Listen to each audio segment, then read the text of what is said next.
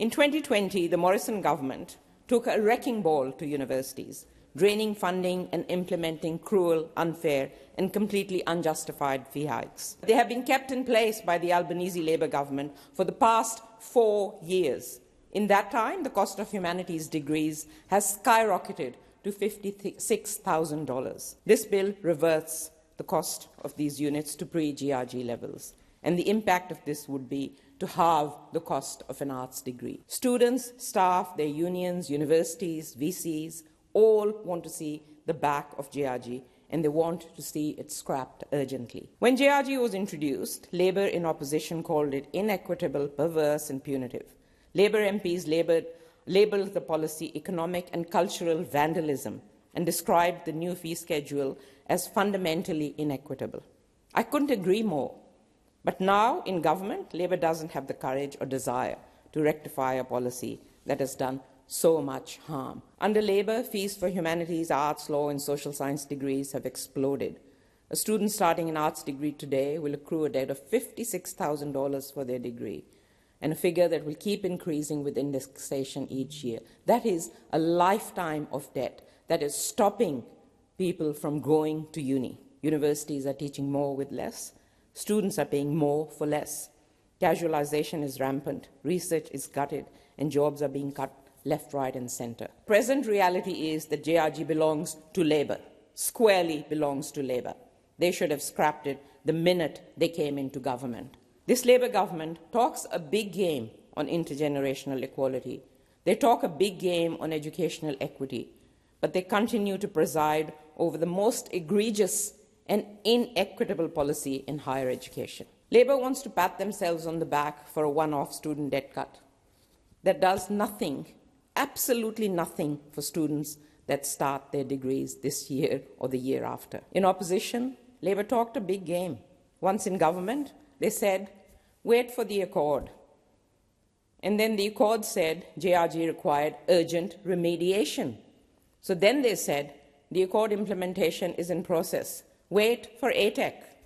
And now, over 4 years later, we have an ATEC, and we're no closer to seeing the back of these punitive and damaging fee hikes and funding cuts.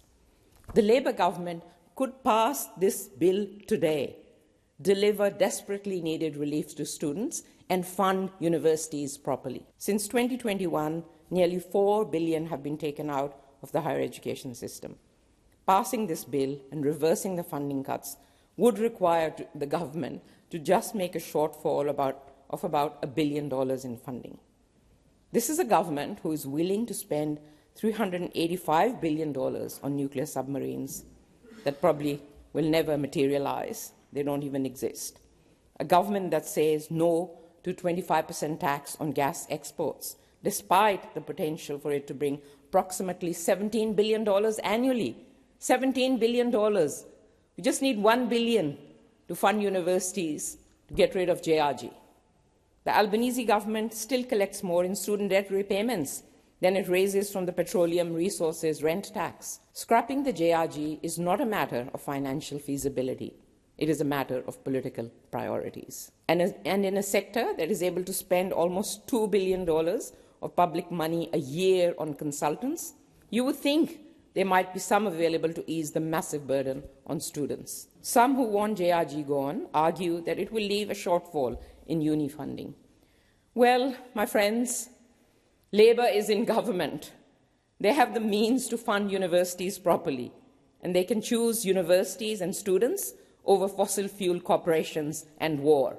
And while the focus of this bill is student fees, the issues at the heart of GRG and at the heart of our higher education system run so much deeper. Universities have become corporate machines, obsessed with branding, rankings, and revenue diversification.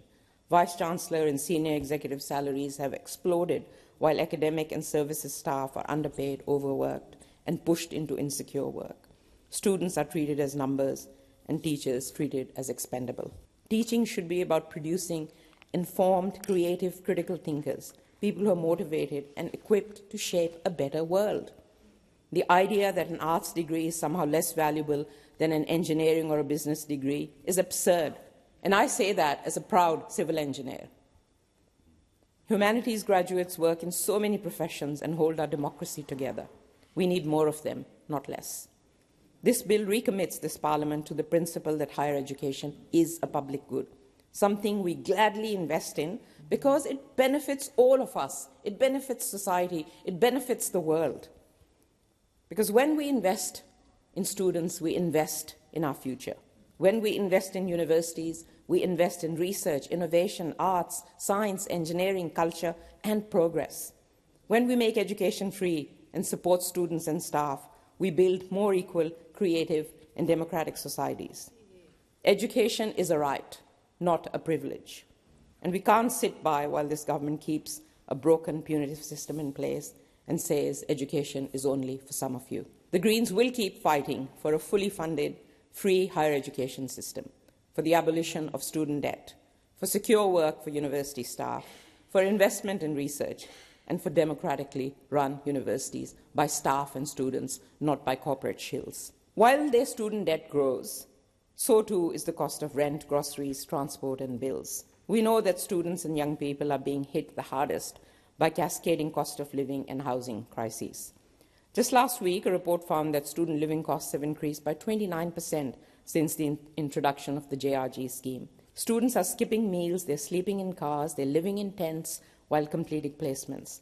They are working exhausting hours and balancing class between multiple jobs. This is what happens when a government wants to talk about equity in education but refuses to raise youth allowance and doesn't see the urgency of scrapping high fees or wiping student debt or indeed making uni free for all.